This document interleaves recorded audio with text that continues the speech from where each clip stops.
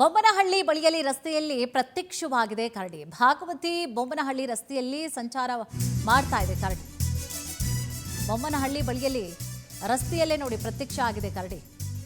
ಆ ಭಾಗದಲ್ಲಿ ಸಂಚಾರ ಮಾಡ್ತಾ ಇತ್ತು. ಭಾಗವತಿ ಬೊಮ್ಮನಹಳ್ಳಿ ರಸ್ತೆಯಲ್ಲಿ ದಾಂಡೇಲಿ ತಾಲೂಕಿನ ಬೊಮ್ಮನಹಳ್ಳಿ ಬಳಿಯಲ್ಲಿ ಕರಡಿ ಪ್ರತ್ಯಕ್ಷವಾಗಿದೆ.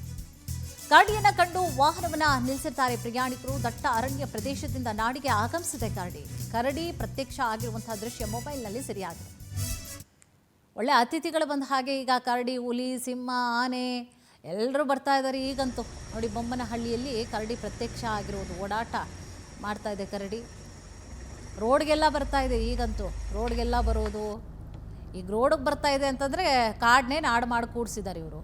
ಹೇಳಬೇಕು ಅಂದರೆ ಇವೆಲ್ಲ ಕಾಡೇ ಹಿಂದೆ, ಬಟ್ ಇವರು ರೋಡ್ ಮಾಡ್ಕೊಂಡಿರೋದು. ಅವ್ರ ಜಾಗದಲ್ಲಿ ಅವ್ರು ಓಡಾಡ್ತಿರುತ್ತೆ.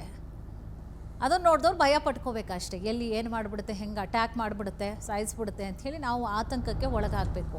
ನೋಡಿದ್ರೆ ಪಾಪ ಅವ್ರ ಜಾಗ ಎಲ್ಲ ನಾವು ಕವರ್ ಮಾಡ್ಕೊಳ್ತಾ ಇರ್ತೀವಿ. ಇನ್ನೇನು ಮಾಡುತ್ತೆ ಪಾಪ, ಎಲ್ಲಿ ಹೋಗಬೇಕು, ಏನು ಮಾಡಬೇಕು, ಕುಡಿಲಿಕ್ಕೆ ನೀರು ಸಿಕ್ಕೋದಿಲ್ಲ, ಎಲ್ಲನೂ ಕೂಡ ಸರ್ವನಾಶ ಮಾಡ್ತಾಯಿದ್ರೆ. ಕಾಡನ್ನೆಲ್ಲ ನಾಡು ಮಾಡ್ತಾ ಕೂತ್ಕೊಂಡ್ರಿ ಏನು ಮಾಡ್ತಾರೆ? ಊಟ, ಆಹಾರ ಅಥವಾ ಕುಡಿಲಿಕ್ಕೆ ಏನು ಮಾಡಬೇಕು? ಇವೆಲ್ಲ